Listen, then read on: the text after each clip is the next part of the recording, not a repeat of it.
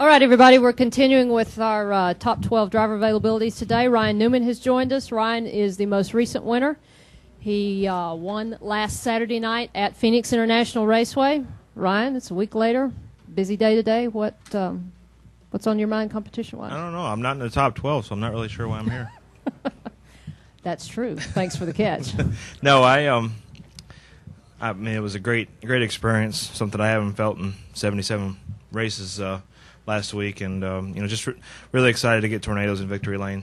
They're a new sponsor for us as well as a new sponsor in NASCAR, and it's a time when times are tough. It's nice to have them and reward them with a great victory. But for Tony Gibson and myself, his first win as a crew chief, my first win in a long time, and a lot of the guys, it was a great experience, and kind of didn't want to come here because as soon as you pull in at the next weekend's race, it's in the past, and you're focused on the present weekend. You did creep up towards that top 12. I think you gained six spots. Yeah, 16th. You're hanging there. All righty. Questions. I hope you're predicting the future. Could be. Questions for Ryan Newman. Hands in the air. We have microphones. Who's got a question for Ryan? Dustin. Dustin Long, Landmark Newspapers. Ryan, with so many of these races coming down to the restarts of the green-white checkers, how does that change your thinking during a weekend? Are you having to think more about that as you're doing preparations? Are you having to talk more to Tony about that? Is that process changing a little bit, how you have to think, how you're doing your job in a way in the weekend? Not a lot. Going back to Phoenix, I really thought that we were going to have multiple restarts there. Just based on I think it was about a 45 or 50 lap run, and everything gets bunched back up, and usually cautions bring more caution. So luckily it was only a green-white checker and not 4 to go, because I'm pretty sure that we wouldn't have made it to the checkered if it was about 4 to go. So it doesn't really change a whole lot. You just have to, it's a variable. It's an additional variable that we didn't have, and I think it's great for the fans. It's just like when we did the initial green-white checker.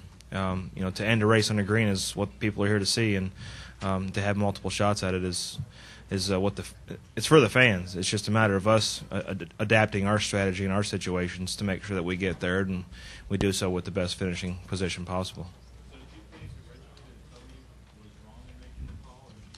Originally, he had said 4 tires, and I said, man, you better think about 2, and that was as far as it went. And he called the 2. We put 2 on the car. The guys had a good stop, came out second, and the rest was history. But it's there's different ways of looking at it, and every crew chief has a different perspective, I think. But it's just a matter of putting the perspective together of the driver and the crew chief that gets you the best end result. Mark Garrow, raise your hand for our microphone helpers there. Thank you.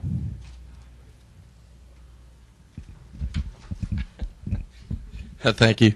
Mark Garrow, PRN. Ryan, next week you guys go to Talladega. Spoilers back on. Do you feel confident that this will be part of the solution to making sure these cars don't get airborne like you got there last time? What's the other part?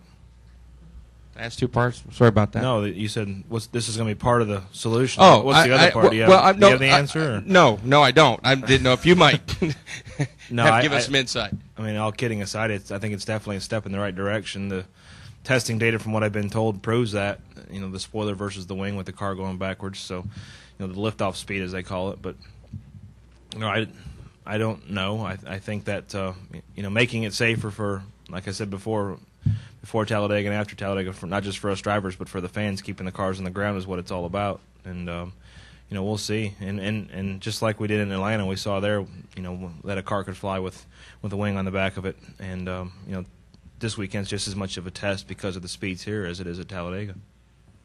What else for Ryan? Other questions? Jeff has one here in the middle. When you find the other part of that solution, let me know. I'll tell NASCAR. Jeff at RacingToday.com. Ryan, I believe there was some talk after the race at Phoenix that maybe you didn't know that it was Tony Gibson's first Cup win as a crew chief. Can you kind of reflect on that now that you've had 6 days to think about that?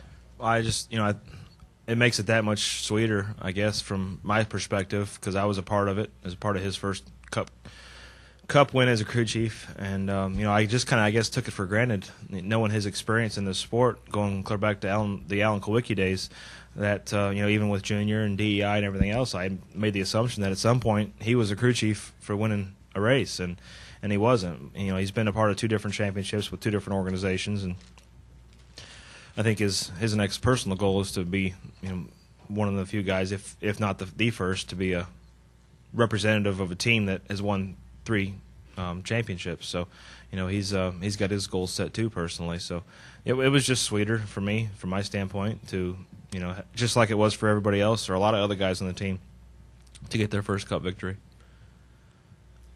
What else? Other questions? One more time. Anything? No? Ryan, thank you very much, and congratulations again.